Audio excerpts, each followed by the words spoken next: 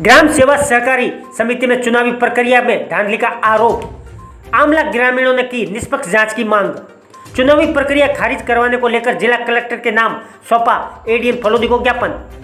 फलोदी के निकटवर्ती गांव आमला में ग्राम सेवा सहकारी समिति की चुनावी प्रक्रिया के दौरान निर्वाचन अधिकारी द्वारा प्रत्याशियों को रसूखदार लोगों के साथ मिली भगत कर एक बड़ी धांधली होने का आरोप लगाए जाने का एक मामला सामने आया है।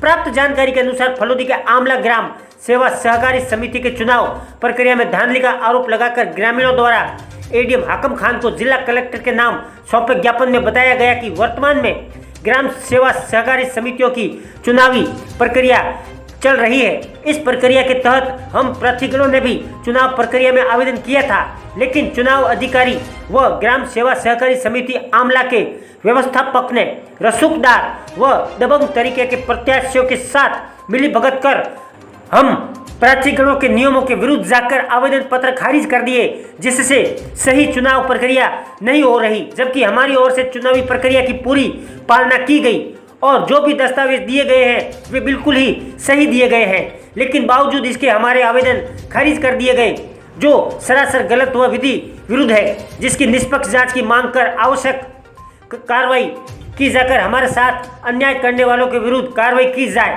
ज्ञापन में बताया गया कि हम प्रार्थीगणों ने चुनावी प्रक्रिया को लेकर आवेदन किए थे, जिन्हें गुरुवार रात तक हमें चुनाव चिन्ह आवंटन नहीं किए गए, जो चुनाव प्रक्रिया के नियम विरुद्ध है। जिला कलेक्टर के नाम सौंपे ज्ञापन में बताया गया कि समिति के चुनाव को लेकर पात्रता रखने वाले वार्ड क्रमांक 1 गंगा देवी पत्नी दुर्गाराम, वार्ड संख्या 2 इंदिराराम पुत्र हुक्माराम, वार्ड संख्या 5 पद्माराम पुत्र हुक्माराम व कैलाश पुत्र पन्नाराम, वार्ड संख्या 6 ओमाराम पुत्र दुर्गाराम ने आवेदन किया था, जिनके आवेदन पत्रों की सही जांच करवाकर हमारे आवेदन पत्रों को खारिज करने के पीछे के कारणों की निष्पक्ष जांच की मांग की गई। ज्ञापन में बताया गया कि इतना ही नहीं, अन्याय होने पर हमारी ओर से आवेदन पत्रों की जांच रिपोर्ट भी चुनाव अधिकारी ने नहीं बताई, जिससे जाहिर है कि हमारी ओर से पेश किए गए आवेदन पत्रों को दुर्भावनावश खारिज किया गया। ग्रामीणों का आरोप है कि इस प्रकरण की जांच करवाकर हमारे आवेदन पत्रों को खारिज करने के संबंध में कारणों की जानकारी प्रदान कर इसे जनहित में जारी किया जाए। रिपोर्ट धर्मेंद्र कुमार सोनी। ये पड़े आपके पास और आपने फॉर्म खारिज कर दिया, किस बदले से बताओ? ये सरकार मान्य है कि नहीं है? ये है कि नहीं, ये तो बताओ ना मेरे को। मैंने सबूत मेरे पास है और उनकी खाली लिखावट में आपकी सुनाई होगी, आपकी से फॉर्म खारिज हो गया। एक मिनट, आपकी ड्यूटी क्या है? ड्यूटी सर इसका है, ये बताओ आप ये इसमें बता दो। नहीं तो लिस्ट प्रकाशित हो जाएगी और खारिज की जगह आज आमला कोऑपरेटिव में चुनाव की प्रक्रिया चल रही थी फॉर्म की, तो उसमें क्या हुआ था कि सर चुनाव अधिकारी और व्यवस्थापक ने मिलकर बहुत फर्जीवाड़ा किया था। फर्जीवाड़ा इस चीज़ का किया था, एक तो उन्होंने हमारे ग्रुप के जितने भी मेंबर के सदस्य फॉर्म लगवाए थे, उन सभी के फॉर्म उन्होंने 6 सदस्यों हमारे डॉक्यूमेंट एकदम रेडी होते हुए भी उन्होंने हमारी सुनाई नहीं की, उनकी आपत्ति लेकर के हमारी फॉर्म खारिज किए फर्जी तरीके से। फॉर्म खारिज करके फिर और उन्होंने फॉर्म खारिज करके फिर उन्होंने चुनाव चिन्ह आवंटित करने थे, चुनाव चिन्ह भी आवंटित उन्होंने आज रात 9-10 बजे तक नहीं किए और वो चुनाव अधिकारी जोधपुर चला गया। और दूसरी बात सर क्या हुआ था कि पहले ऑलरेडी 138 सदस्य ऋणी थे और इन्होंने फर्जी तरीके से 28 तारीख तक किसी को लिस्ट बताई नहीं, 28 तारीख लिस्ट चिपक गई, उसमें 250 सदस्य जोड़ दिए, मतलब 112 सदस्य नए और जोड़ दिए। 112 में से सदस्य है अपन के 40 सदस्य तो पहले के रसीद कटी हुई थी, 67 सदस्यों की रसीद इस टाइम काट के बैक डेट की खाली पेन से कोई ऑनलाइन नहीं दिखा रहा है और इन्होंने वो जोड़ दिए सदस्यों 67 सदस्यों का और ऋणी कर दिया, उनको ऋणी करके अपने पक्ष में मतदान करवाने के लिए। और हमने जितने दिन भर पूरी इनसे भाई बोला कि हमारा फॉर्म रिजेक्ट क्यों किया है, उन्होंने हमारी कोई सुनाई नहीं की। हमारे 6 फॉर्म रिजेक्ट किए, उसमें सभी में मार्कशीट का बोला है, हमने मार्कशीट लेकर के हमारे पास वीडियो भी था, मार्कशीट दे रहे हैं। और एक फॉर्म रिजेक्ट किया, उसमें बोला कि ये आपके बच्चे ज़्यादा हैं, तो उसका भी हमारे पास जन आधार था, वो भी उन्होंने जन आधार दिया, उन्होंने लिया नहीं। फिर वो टाइम निकलने के बाद में लिया तो उन्होंने जन आधार लेकर के चला गया, बोला कि कहीं शिकायत नहीं कर दे मेरी। वो जो अधिकारी था जो हरमनाराम करके है अधिकारी या चुनाव अधिकारी, उन्होंने वो जन आधार लेकर के चला गया बाद में। पूरे दिन का घटनाक्रम मेरे पास वीडियो के सबूत के साथ पड़े पूरे दिन की। आपके हिसाब से जो ये कुछ किया गया है आपके साथ, उसमें कौन कौन शामिल हो सकता है? शामिल इसमें व्यवस्थापक और ऊपर से भी इनके मिले हुए अधिकारी हैं। ऊपर से भी कुछ अधिकारी मिले हुए थे। बार बार इनके पास कॉल आ रहा था, वो भी इनकी कॉल डिटेल निकलवाएंगे तब पता चलेगा अधिकारी के पास किस किस का कॉल आया है।